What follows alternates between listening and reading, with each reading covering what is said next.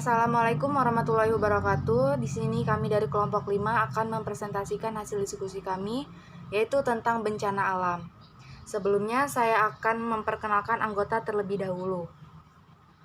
Saya sendiri Vika Nindi Agustin sebagai moderator dan pemateri terakhir. Terus ada Sri Wahyuni Maria Maharani sebagai pemateri pertama. Dan ada Hanifah Hairinisa sebagai pemateri kedua. Kepada Sri Wahyuni Maria Maharani saya persilahkan. Lalu materi selanjutnya, persepsi masyarakat tentang bencana alam. Sebagaimana telah diuraikan sebelumnya bahwa Indonesia merupakan daerah yang rawan bencana. Masyarakat yang sudah sering mengalami gempa ringan sudah terbiasa dan reaksinya pun tidak lagi mengalami kepanikan. Namun demikian, ketika terjadi bencana alam yang cukup besar, maka berbagai persepsi muncul. Persepsi tersebut dapat dilakukan oleh korban bencana alam dan pihak yang tidak mengalaminya. Adapun 3 kategori persepsi masyarakat tentang bencana alam, yaitu ada efek krisis, efek bendungan, dan adaptasi. Efek krisis. Nah, ketika suatu daerah mengalami bencana alam yang besar atau cukup besar, maka perhatian semua pihak tertuju pada daerah bencana tersebut.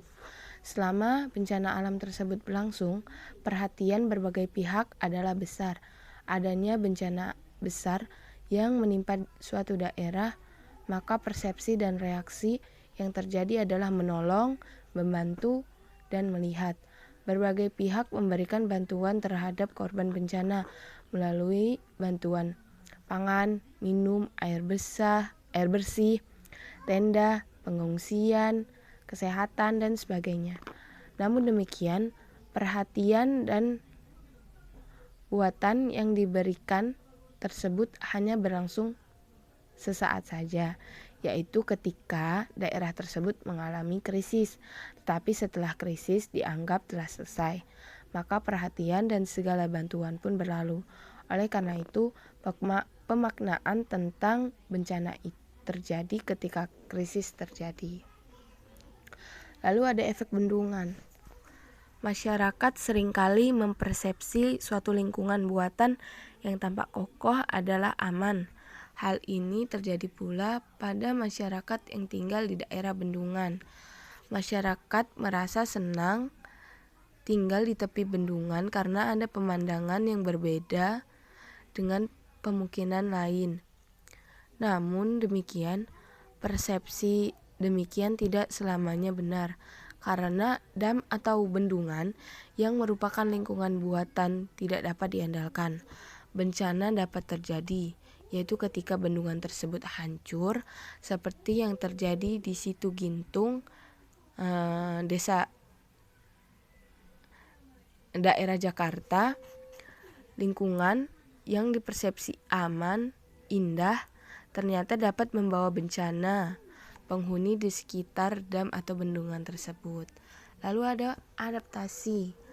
Masyarakat yang sering mengalami gempa-gempa yang tidak terlampau besar, mereka dapat melakukan adaptasi terhadap situasi tersebut. Demikian pula dengan nelayan yang sudah terbiasa berlayar dengan kapal lautnya. Nelayan beradaptasi dengan gelombang sekitar 1 meter. Tetapi gelombang laut tersebut bagi orang yang tidak terbiasa akan dirasakan mengancam jiwanya dan mengalami ketakutan. Nah, oleh karena itu proses adaptasi telah terjadi pada nelayan.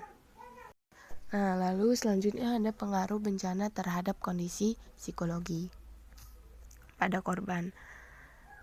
Kondisi psikologi korban bencana alam yang selamat pada umumnya akan mengalami stres. Rasa takut yang dialami korban karena mereka merasa terancam jiwanya dari bencana, mereka akan mengalami perasaan yang tidak menentu, seperti ketakutan, cemas, dan emosi yang tinggi, sehingga perasaan stres tersebut muncul. Namun demikian, mereka jarang mengalami gangguan stres yang kronis, tetapi kondisi stres ini harus diatasi dengan segera. Apabila kondisi psikologi yang stres tidak segera diatasi, maka lama-kelamaan akan menimbulkan depresi dan akan mengarah pada gangguan psikiatris. Nah, beban psikologi akan semakin bertambah bagi korban bencana apabila ia mengalami kehilangan orang yang dia cintai ketika bencana tersebut terjadi. Keluarganya, teman-temannya, ataupun sanak saudaranya. Nah, kondisi stres ini dapat muncul pada korban bencana. Demikian pula dengan kehilangan rumahnya akan menambah beban psikologisnya. Korban tersebut akan merasa kehilangan segalanya, sehingga di dalam dirinya muncul suatu pikiran harapan kondisi demikian pula segera ditangani agar korban dapat bangkit dari rasa keterpurukannya. Para korban yang dapat bertahan dari bencana alam, dia dapat melihat banyak orang yang dikenalnya menjadi korban, maka ia akan merasakan kehilangan komunitasnya. Hal ini dikarenakan komunitas di pemukimannya sudah tidak utuh lagi. Bahkan ketika ia diselamatkan oleh tim penyelamat, ia dapat mengalami disorientasi. Korban yang selamat, ketika terselamatkan dia tidak tahu berada di mana dan mengapa hingga di tempat tersebut. Korban tidak mengenal lagi dengan lingkungannya dengan berada di tempat pengungsian yang baru. Ia mengalami kurang kontak sosial dengan korban lainnya di tempat pengungsian. Di tempat pengungsian tersebut, dapat saja dia tidak mengenal penghuni tenda tersebut karena berasal dari komunitas lain, sehingga ia merasa sendiri atau merasa kesepian. Kondisi demikian dapat terjadi karena setelah terjadinya bencana, masing-masing individu menyelamatkan dirinya sendiri, sehingga terpencar dari komunitasnya. Baik, di sini saya akan menjelaskan materi yang pertama, yaitu tentang pemahaman bencana alam.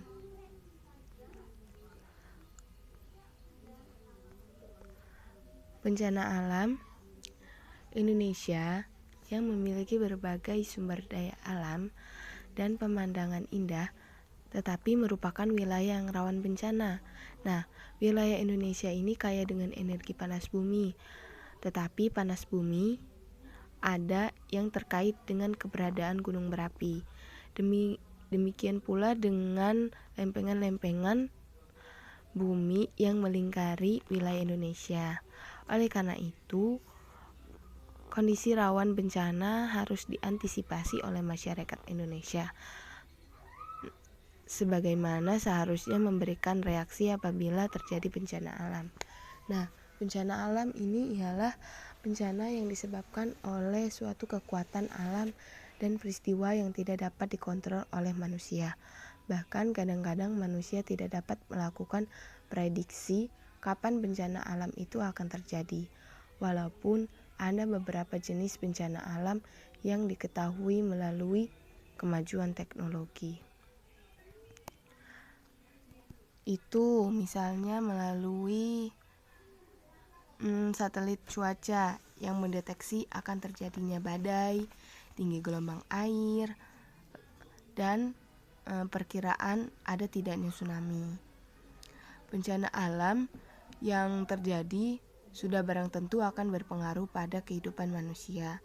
Adapun macam-macam bencana alam yang sering melanda di Indonesia itu ada gempa bumi, tsunami, banjir, dan tanah longsor.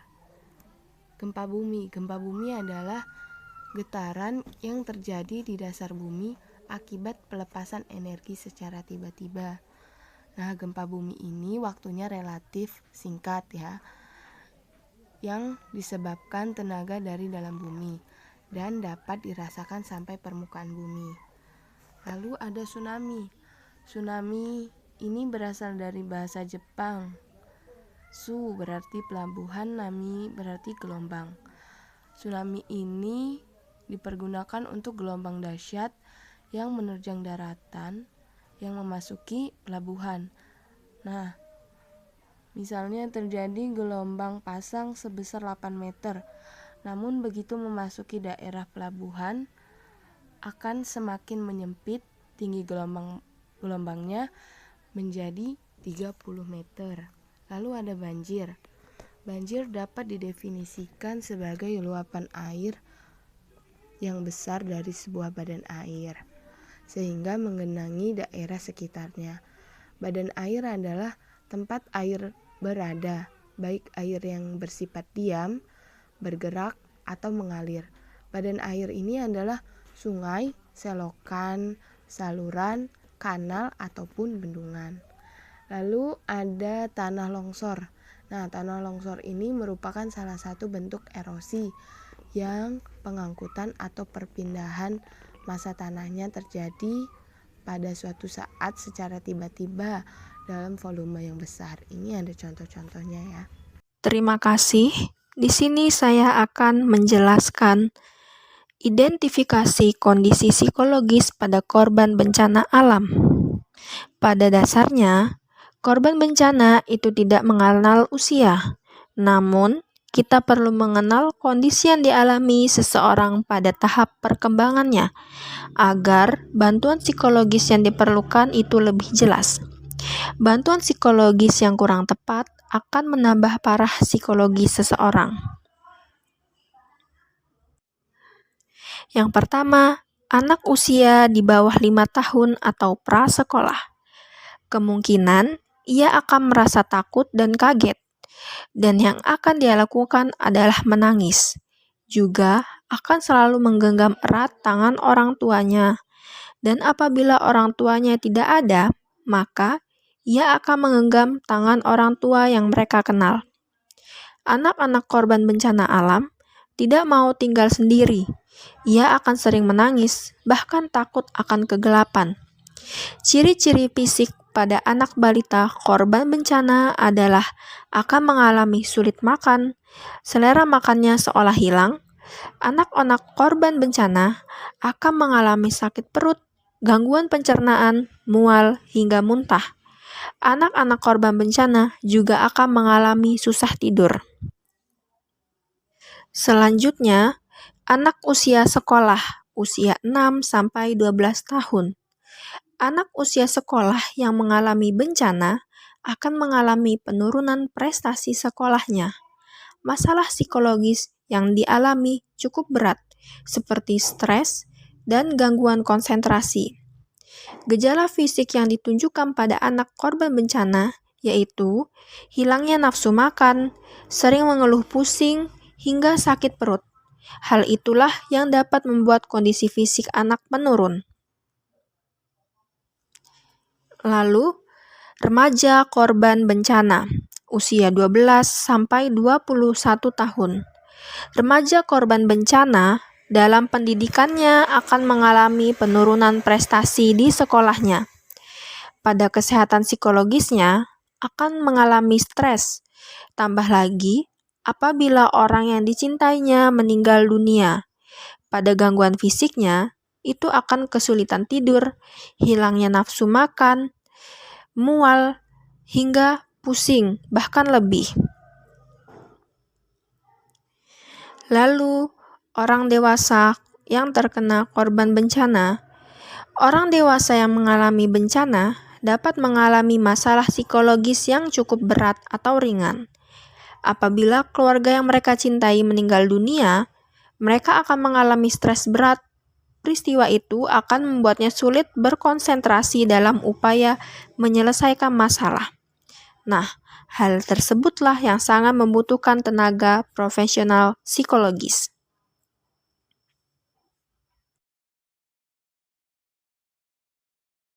Lalu ada stres di pengungsian. Permasalahan psikologis yang muncul di tempat pengungsian adalah stres akulturasi. Sebagaimana diketahui, di tempat pengungsian adalah tempat baru dan terdiri dari banyak orang yang tidak dikenal. Korban bencana yang tidak bisa bergaul dengan orang yang tidak dikenal, maka kehidupan interaksi di tenda pengungsian dapat menjadi stres tersendiri. Mungkin sekian yang dapat saya sampaikan, selebihnya akan saya serahkan kepada moderator. Selanjutnya saya akan menjelaskan manajemen penanggulangan bencana pada setiap tahap. Nah, setiap kali terjadi bencana, maka muncul juga berbagai masalah yang dihadapi oleh para korban, yaitu yang korban yang selamat, terus korban bencana yang meninggal, terus korban yang kehilangan tempat tinggal, dan sebagainya. Nah, peristiwa bencana yang baru terjadi ini juga akan menyebabkan kekacauan di lingkungannya, sehingga untuk mengatasi berbagai masalah itu memerlukan beberapa tahapan. Yang pertama itu ada tahapan perencanaan bantuan dalam tahap darurat. Nah, pada tahap ini itu ada berbagai terbagi lagi menjadi beberapa tahapan lagi. Yang pertama, tahapan darurat ini perlu dilakukan berbagai perencanaan, yaitu perlu adanya pemetaan mengenai lokasi bencana, terus tempat-tempat yang aman untuk evakuasi, terus sumber air bersih, dan cara-cara mengevakuasi korban meninggal dan luka-luka. Terus yang kedua yaitu pengorganisasian personel yang seharusnya terlibat. Nah, pada tahap darurat ini, tenaga profesional yang diperlukan itu seperti tenaga kesehatan untuk menangani korban luka-luka, identifikasi dan forensik jenazah. Terus selanjutnya yaitu tindakan yang dilakukan oleh berbagai tim tadi itu seharusnya itu sudah jelas tugas-tugasnya. Dengan kejelasan tugas dan lokasi yang seharusnya dapat dilakukan, maka para petugas tersebut dapat segera melakukan fungsi untuk membantu para korban. Terus yang terakhir itu ada Badan Nasional Penanggulangan Bencana atau BNPB. Nah, BNPB tingkat nasional dan daerah ini merupakan badan yang melakukan koordinasi dan pengawasan pada berbagai tahapan penanggulangan bencana tadi. Terus yang kedua yaitu tahapan rehabilitas. Nah, pada tahap rehabilitasi ini, psikolog perlu melakukan pendataan terlebih dahulu, yaitu untuk menentukan kuat atau lemahnya masalah psikologis yang dialami oleh korban bencana tersebut. Nah, asesmen psikologi ini juga sangat penting karena akan menentukan bentuk intervensi psikologis yang akan dilakukan. Terus yang ketiga ada tahapan konstruksi. Nah, tahapan konstruksi pada aspek fisik ini merupakan kegiatan pembangunan kembali pemukiman rumah-rumah korban bencana yang mengalami kerusakan atau hancur. Nah, daerah bencana yang mengalami kerusakan berat sudah tentu sangat membutuhkan bantuan dari berbagai pihak. Terus yang keempat yaitu tahapan pembangunan. Nah, tahapan pembangunan secara fisik ini adalah tahapan membangun kembali seluruh lingkungan yang hancur. Jadi pembangunan pemukiman, terus infrastruktur, saluran air, listrik, telepon, dan sebagainya. Nah, pembangunan tersebut itu sangat dibutuhkan oleh korban bencana. Dan pembangunan lain yang penting itu adalah pembangunan yang terkait dengan manusianya. Pembangunan dalam hal ini adalah mempersiapkan manusia atau korban bencana untuk menghadapi masa depannya setelah mereka beradaptasi dengan lingkungan dan komunitasnya yang baru. Maka mereka perlu memikirkan kehidupan di masa mendatang. Apakah mereka akan kembali pada pekerjaan yang lama atau akan alih profesi, misalnya dari nelayan ke petani atau sebaliknya, dan sebagainya. Yang selanjutnya, yang G, yaitu mengatasi dampak negatif psikologis pada korban bencana. Nah, jadi jika kita melihat tingkah laku masyarakat, tampak bahwa adanya interaksi yang khas antara manusia dengan lingkungannya. Seperti contohnya pada kasus Gunung Merapi yang di Yogyakarta itu kan ada suatu keyakinan yang sulit diubah seperti Mbah Marijan dan para pengikutnya. Korban-korban yang terjadi akibat tidak memiliki pengetahuan tentang bencana alam dan masih tetap bertahan hidup banyak yang mengalami masalah psikologis. Nah, para korban bencana yang demikian ini masih mempunyai peluang untuk diberikan bantuan. Hal ini berarti bahwa dengan memberikan bantuan mengenai pengetahuan dan dilatih secara psikologis, maka dapat mengurangi terjadinya korban. Di sini ada juga materi-materi yang perlu diketahui oleh masyarakat agar mereka lebih dapat mengatasi masalah psikologisnya. Di sini ada 3 aspek. Yang pertama aspek kognitif, yang kedua aspek afektif, dan yang ketiga aspek konatif. Yang pertama aspek kognitif, meliputi pengetahuan tentang bencana yang sering menimpa daerah mereka, terus akibat-akibat secara fisik apabila terkena bencana tersebut, teknologi yang dapat dikembangkan dan yang telah ada saat ini, serta lokasi-lokasi pengungsian yang aman dan jaraknya dari rumah atau tempat keramaian masyarakat, serta pertolongan pertama pada kecelakaan. Terus yang kedua ada aspek afektif. Nah, aspek ini meliputi cara-cara yang saling berbagi perasaan akibat bencana, seperti kemampuan untuk mengendalikan diri, sabar, terus mengembangkan perasaan positif, dan kemauan untuk bangkit dari masalah bencana agar dapat hidup lebih baik, merasa diri berharga, dan bermanfaat untuk diri dan lingkungan sekitarnya. Yang terakhir yaitu aspek konatif atau tingkah laku. Nah, pada aspek ini meliputi keterampilan, berinteraksi, terus kerjasama, saling membantu, dan membangun kekompakan antar masyarakat itu sendiri. Contohnya seperti masyarakat itu membuat perencanaan masa depan yang harus dicapai itu seperti apa setelah terjadinya setelah terjadinya bencana ini. Sekian presentasi yang dapat kami sampaikan. Mohon maaf jika ada kesalahan kata dalam menyampaikan, dan terima kasih juga kepada teman-teman atas partisipasinya. Wabillahi taufiq wal hidayah. Wassalamualaikum warahmatullahi wabarakatuh.